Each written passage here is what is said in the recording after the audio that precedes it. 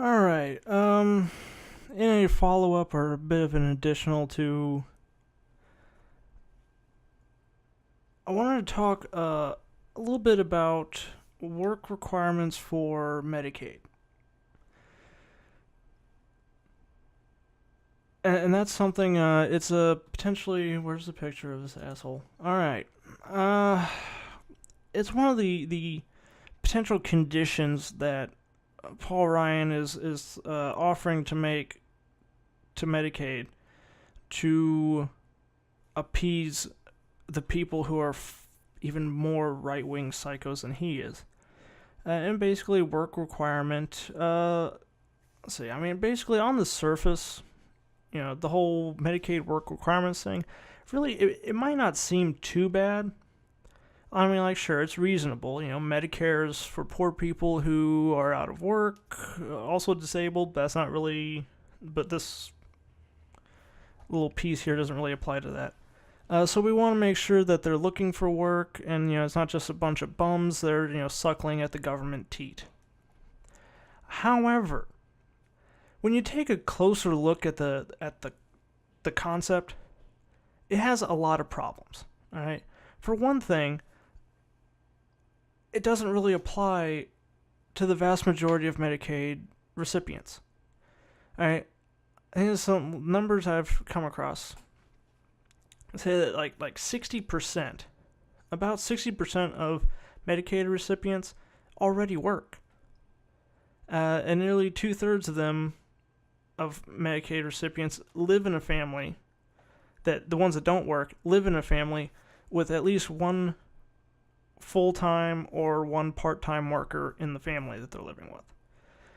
And basically, and like 3/4 of the others that aren't working, are employed, or who are not employed, are working outside the labor market, like as a family caregiver or student, unable to work because of illness or disability, or they're retired, or they are actively looking for work.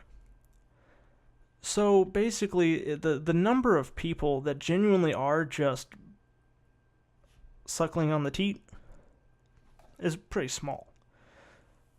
So it's not a big of a problem. And that's something that Republicans have had issues with a lot in the past when it comes to waste, fraud, and abuse, is that they always like to, never mind government contractors and, the things that they like, the programs they like going billions of dollars over budget. But no, they want to zoom in on these issues to make it look like they're rooting out waste, fraud, and abuse in these programs, when there have been some cases where the measures to weed out these abusers of the system actually cost more than it would to just leave them. I forget which state, but there's a program. Yeah, it's like that was their thing. They're gonna root out corruption in food stamps with something with the IDs or doing something. Maybe it was drug testing. I don't remember. But yeah, it would cost them more to implement the damn program to prevent fraud than it would to just let the fraud continue. So it doesn't make sense financially. But anyway, where was I? Anyway, okay, yeah, basically making a mountain out of a molehill here. And a similar thing, of course, goes with work requirements for Medicaid. For one thing, you have to be insanely poor to qualify for Medicaid. Like, cripplingly poor, alright? No one who genuinely qualifies for Medicaid is going out to the fucking iStore and buying an iPhone 7, okay? It's not happening. Because these programs have already received cuts over the years, have already had benefits knocked down, and they're already underfunded. So there's a lot of effort that goes into making sure that the level of poverty you have to be at to qualify for these programs is extremely low. No one wants to live at that level.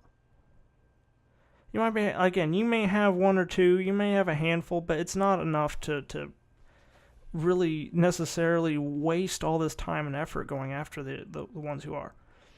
And in addition to that, a program like this, like work requirements for Medicaid, has the potential to add a lot of sort of administrative overhead. Because now you have to track all these people. You have to keep track of everyone. Excuse me. You have to keep track of all the enrollees and their work status. Are they employed? Are they looking for work? If they're employed, you have to continually verify that they are still employed.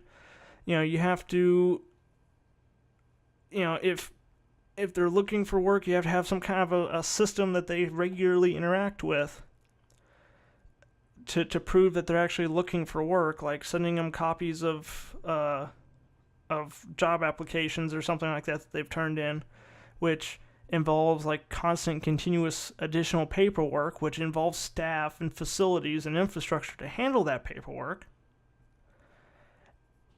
And it rarely runs well. And see, that's the thing with people like this. Like the whole, pull yourself up by the bootstraps kind of folks. You're just a bunch of bums and all that stuff. These systems can get out of control real quickly. They can get incredibly complex. They can break down, and that's the thing, like I've actually been on the business end of government agencies like this in the past. I had an issue with, for me, it wasn't Medicaid, it was Social Security disability money or payments that were coming to like a minor relative of mine, and I had to handle it because I was 18 and they weren't. Whole thing. Anyway, we finally got things sorted out and get things going, but they kept screwing up. It's like we got everything going, got the payments going, and then a few months later, we fucked something up. You need to come back down. We screwed something up again and you need to come back down. Look, we paid you too much money, so we'll keep making the payments, but yeah, that $3,000 we gave you and told you to spend or give back, we're going to need it all back now. Which was preposterous and wrong. And every time that happens, they would just like continue to screw it up. And with no input, no nothing on our part, we're just going along and just get a letter in the mail saying, yeah, there's been another screw up. Come down and waste an entire day waiting in our office, which is 45 miles away, with 100 other victims. I mean, customers. Because, shit you not, year of our Lord 2017, and you can't call a government organization on the fucking phone. I mean, seriously, I tried. I waited on hold for an hour, and at the end of that hour, click, the line went dead. And it's like so you get these things. So now you have this added frustration, and I know some people are like, that's just what you gotta do. Like, okay, if you're actually out there trying to find work, and you're putting in applications, you're going to job interviews, you're getting shot down, you're trying to find some fucking income and get out of that crippling fucking poverty. But now every couple weeks or every month or so or however long, now you got to go back down there, you got to spend at least a day or more finding out whether or not, you can unfuck their screw up and not lose your coverage. And that is problematic, because again, it costs money to implement systems like that. And it could very well cost more to implement the system than it would to just let the bums get the damn Medicaid. And in addition to that, now you're adding a whole new layer of frustration and a whole new layer of stress to these people that in a lot of cases are already about to buckle. And that's, again, too, like I've been in those situations where it's like, you're like a day or two's worth of one or two shifts worth of pay away from not being able to make your bills. And that is a very stressful situation, Because if you get laid off, if you get fired, if you get injured, you are screwed, and you are screwed quick. And now you have these situations, these plans, these processes they want to implement, which could potentially even add to that. Where again, not only do they have to be applying for jobs, not only are they trying to get employed so they can get out of that poverty, but in addition to that stress, in addition to being very close to not having a fucking roof over their head, now one thing that's standing between them and being totally fucking screwed if they get hurt or they get injured or if they're sick and they need medication, and you're threatening to take it away every couple weeks or every month or two because the government fucks up and loses the damn paperwork. And to me, that is not right. All right, a system like that is like, it penalizes people who, seriously. Like, these people just need to work harder. Like, are you kidding me? Like, you realize how low our minimum wage is. And just in general, how low wages are across the country. There are a lot of situations where even someone who's making, like they say, like the fight for 15 and a $15 minimum wage, which I totally support, because you could get by on 15 an hour. But even me, like I do not make minimum wage, but I still, end of the month, ain't got much, extra. I make significantly more than minimum wage. So, the idea that these people are like they're bums or they're just in poverty because they just don't want to work as hard.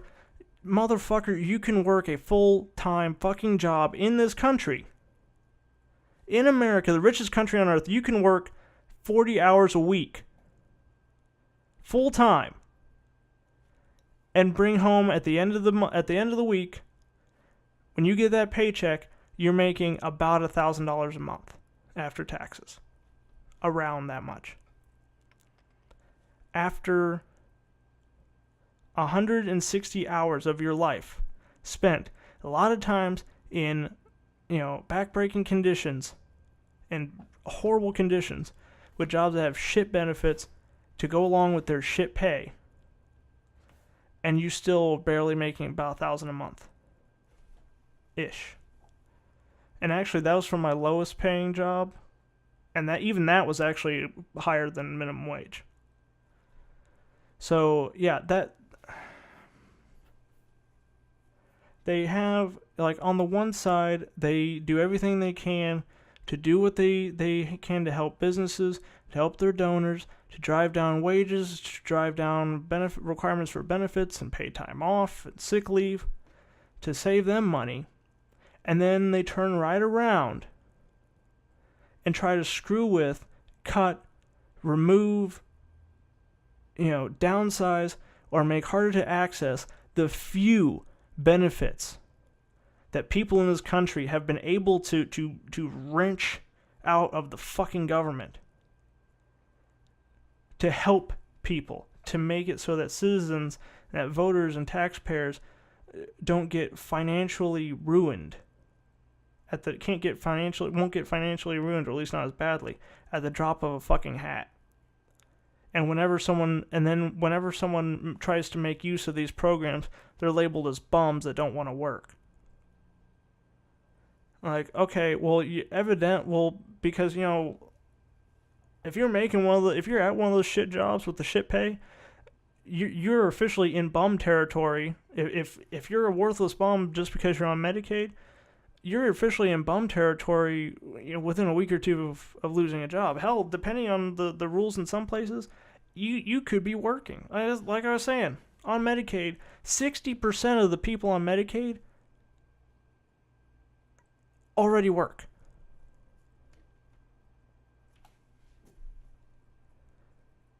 So you're operating right at that threshold already. So, and see, that's something I'd like to know too. Like, okay, Paul, people to the right of shithead here, those are bums. The people, they're working. They're actually working. It's not a thing like they have jobs. They're holding down jobs, and they're still they still qualify for Medicaid. I mean, that alone is disgusting. Again, richest country on earth, and we can't pay people enough so that if they're working a job, they at least don't qualify for fucking Medicaid. These people. All right, well, that's it for now. Links will be in the description. Like, comment, subscribe. I'll see you next time.